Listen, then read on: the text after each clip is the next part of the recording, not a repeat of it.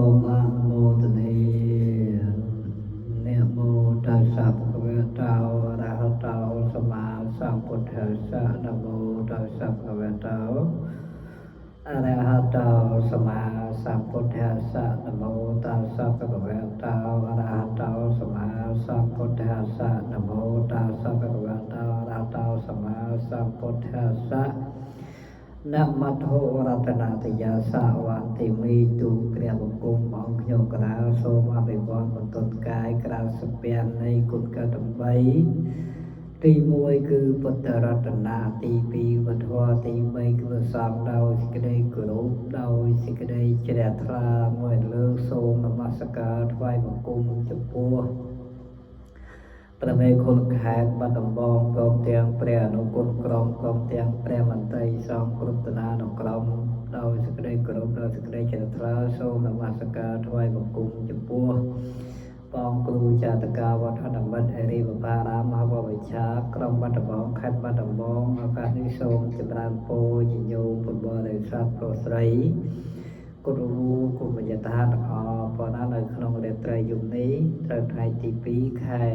ធ្នូឆ្នាំ2025ដោយអាត្មាភាពមានសទ្ធាជ្រះថ្លាធ្វើនៅក្នុងកម្មវិធីញោមណាធម្មយាត្រាបំពេញបុណ្យនិងប្រកេតយទានប្រសងវត្តព្រះវិហារធម្មវត្តស100ខេត្តកោះចេះអញ្ចឹងមានការរយៈកាលហ្នឹងមានចំនួន4យប់5ថ្ងៃមាន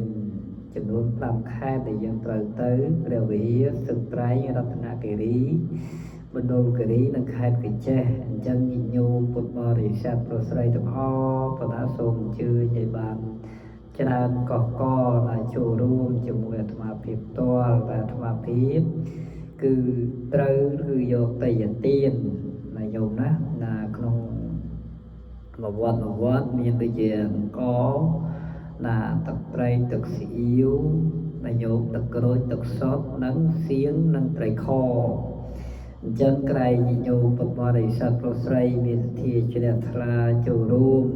ហើយកម្មវិធីយើងនឹងទៅថ្ងៃពុទ្ធ200ខែវិច្ឆិកាឆ្នាំស័ក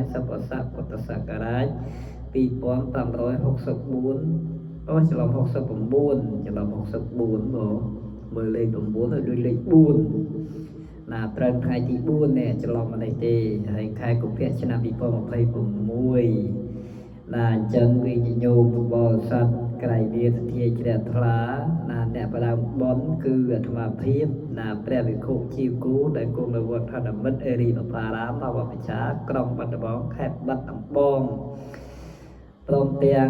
វិញ្ញាណោមបរិស័ទចិត្តឆ្ងាយនៅក្នុងខេត្តបាត់ដំបងអញ្ចឹងគឺក្រែងញោមណាចង់មានគោលបំណងចង់ទៅណាសូមទៅសពបច្ច័យហើយចាប់ដើមទទួលឈ្មោះហើយណាហើយក៏សូមថ្លែងអំណរអគុណដល់បងអូនឌី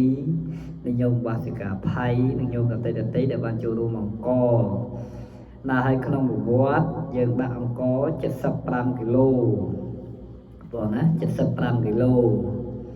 ណាអញ្ចឹងញោមពុទ្ធបរិស័ទប្រុសស្រីទាំងអស់ណាសូមអញ្ជើញចូលរួមឲ្យបានច្រើនកកមកបងណាអញ្ចឹងណាញោមណាក្រែងញោមអញ្ជើញទៅដឹងហើយណាអញ្ចឹងគឺខឹមជាជាលើញោមពុទ្ធបរិស័ទណាយើងសំខាន់នេះគឺវត្តស100ហ៎បងណានៅខេត្តកោះចេះណាមិនមកយើងទៅមើលកម្ពីមើលអីញោមណាអញ្ចឹងណាអញ្ចឹងគឺសង្ឃឹមជាជាញោមពុទ្ធបរិស័ទប្រុសស្រីគ្រប់រូបគុណឋានទាំងអស់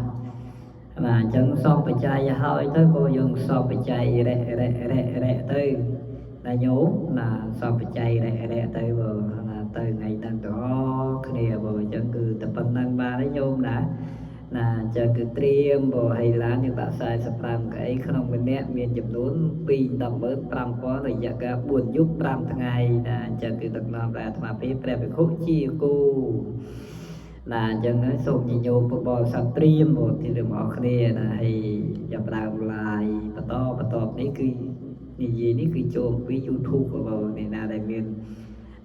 channel របស់អាត្មាសូមជួយជួយចុច Subscribe ហើយជួយជាវដើម្បីទស្សនានឹងចឹងគឺតែប៉ុណ្ណឹងបងហើយខុសត្រូវយ៉ាងណាគុណចាស់គ្រប់អង្គនិងញាតិញោមពុទ្ធបរិស័ទសូមនមស្ការលាសូមចម្រើនពរលាសូមអនុមោទនា